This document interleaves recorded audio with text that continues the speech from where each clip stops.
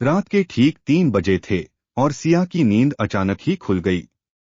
उसने एक गहरी सांस ली, पर तुरंत ही उसकी नजर कमरे के दरवाजे पर पड़ी।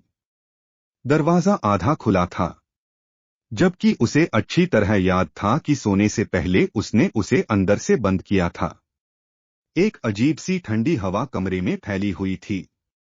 धीरे धीरे सिया बिस्तर से उठी, उसके दिल की धड़कन तेज हो रही थी। उसने आवाज दी, माँ आप हो? उसकी आवाज थरथरा रही थी, पर कोई जवाब नहीं आया।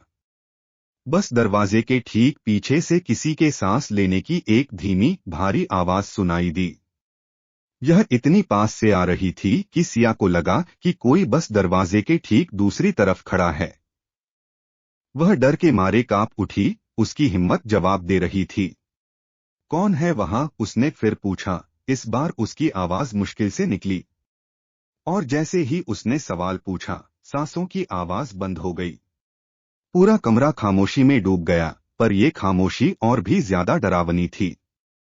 और फिर उसके ठीक पीछे से एक ठंडी कांपती हुई फुसफुसाहट सुनाई दी, तू ही तो बुला रही थी।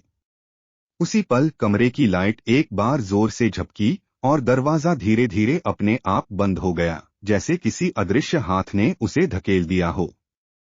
सिया वहीं जमीन पर धम्म से बैठ गई। उसका पूरा शरीर पसीने से भीगा हुआ था और उसके दिमाग में बस वही डरावनी फुसफुसाहट गूंज रही थी।